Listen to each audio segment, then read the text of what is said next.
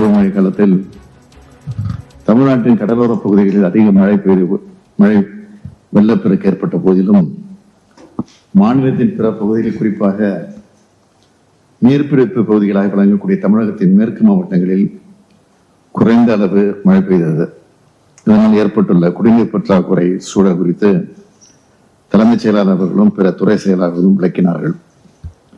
இந்த நிலையில் தென்மேற்கு பருவமழை காலத்திலும் முதல் ஓரிரு மாதங்களில் மழைகளை எதிர்பார்ப்பதை விட குறைவாகவே இருக்கக்கூடும் என்று இந்திய வானிலை மையம் குறிப்பிட்டுள்ளது. எனவே தற்போது அணைகளில் உள்ள நீரை சிக்கனமாக பயன்படுத்தி அடுத்த 2 மாதங்களுக்கு குடிநீர் தேவையை நிறைவு செய்ய வேண்டிய கடினமான சூழ்நிலையில் நாம் உள்ளோம். இதனை கருத்தில் கொண்டு அனைத்து துறை அலுவலர்களும் கவனமாக செயல்பட்டு குடிநீர் பிரச்சனை நிலவக்கூடிய அனைத்து பகுதிகளுக்கும் சென்று பிரச்சனைகளுக்கு உடனடியாக தீர்வு காண வேண்டும் என்று நான் கேட்டுக்கொள்கிறேன்.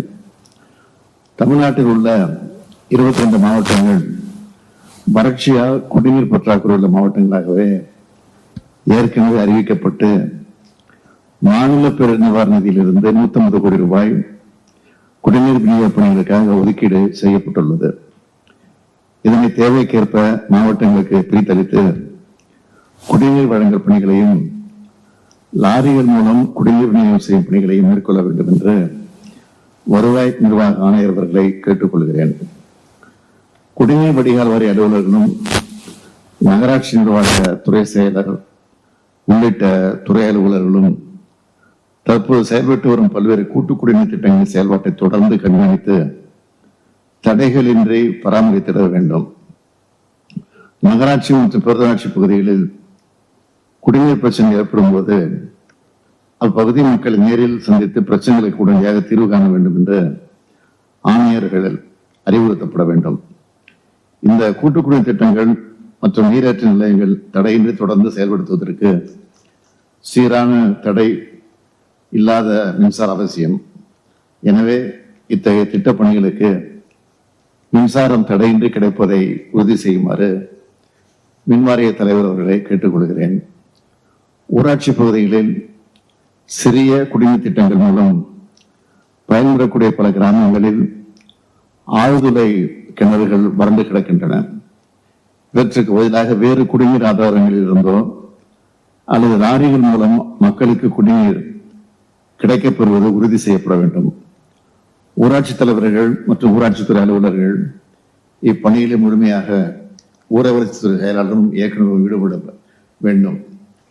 நமது மாநிலத்தில் வாக்குப்பதிவு முடிந்ததும் தேர்தல் நடத்தை விதிகள் நடைமுறை இருக்கக்கூடிய நிலையில் இந்த முக்கிய பணிகளில் எவ்விதமான சுணக்கமும் ஏற்பட்டு விடாமல் தொடர்ந்து அனைத்து மாவட்டங்களையும் கண்காணித்து வருமாறு தலைமைச் செயலாளர் அவர்களை கேட்டுக்கொள்கிறேன். மேலும் அனைத்து மாவட்டங்களுக்கும் மேற்பார்வை அலுவலர்கள் தொடர்ந்து நேரில் சென்று குடிநீர் விநியோக பணிகள் ஆய்வு செய்து பற்றாக்குறை உள்ள இடங்களில் மேற்கொள்ளப்பட வேண்டிய பணிகளை பற்றி உரிய அறிவுரைகளை வழங்கிட வேண்டும்.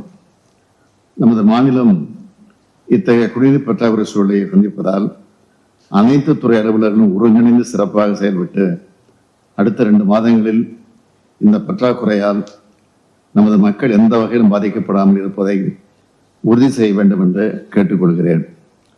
கோடை காலத்தில் தண்ணீரின் தேவையும் அதிகம். கோடையில் தண்ணீர் கிடைப்பது குறைவு. இதனை மனதில் வைத்து மக்களுக்காக அனைத்து துறையும் ஒருங்கிணைந்து செயல்பட வேண்டும் என்று கேட்டுக்கொள்கிறேன்.